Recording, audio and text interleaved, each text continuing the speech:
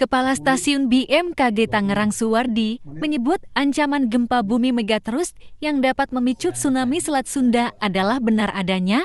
Bahkan, dampak dari tsunami megatrust ini tidak hanya akan dirasakan wilayah Banten, namun juga hingga daerah Jawa Barat dan Jakarta. Ia mengatakan, potensi gempa megatrust Selat Sunda ini diprediksi berkekuatan magnitudo 8,7. Gempa ini berdampak pada 8 kabupaten dan kota di Banten, juga daerah sekitaran Banten lainnya.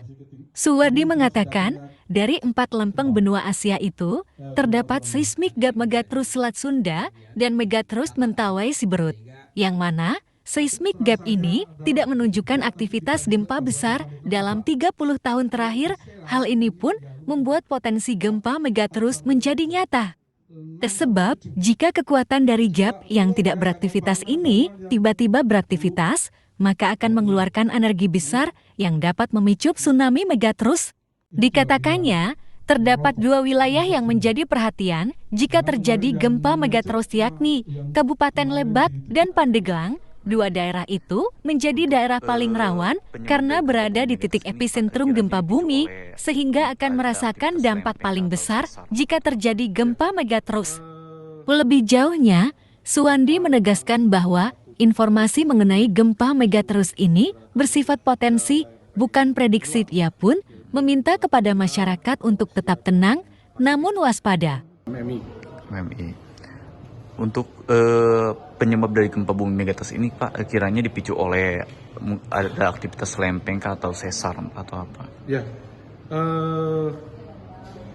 gempa 8,7 skala Richter ini dipicu oleh pergerakan 3 lempeng benua, yaitu Indo-Australia, Eurasia, dan Pasifik.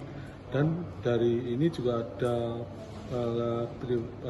kecil yang dari Filipina. Itu yang menjadi generator penggeraknya di wilayah Banten ini, juga sering dipicu gempa-gempa kecil yang diakibatkan oleh adanya pergerakan subduction Indo-Australia.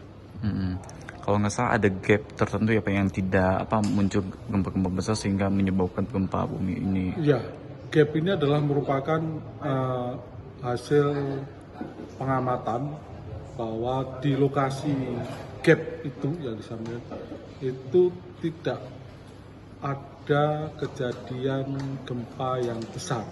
Nah, di situ sudah lama sekali tidak muncul kelepasan energi. Jadi sudah sekitar 250 tahunan ke sana.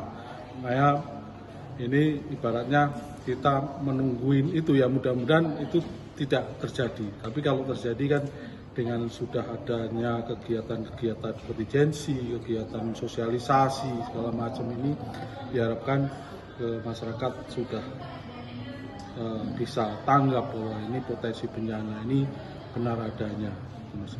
Dan juga yang perlu diinginkan bahwa gempa ini belum bisa diprediksi, jadi jangan sampai sampaikan nanti ke masyarakat, oh ini diprediksi dari BMKG mau terjadi gempa. Tidak, jadi gempa sampai saat ini belum bisa diprediksi kapan terjadinya dan di mana lokasinya. Tapi kalau daerah ininya, gapnya di Selat Sunda sudah pasti ada di sekitaran.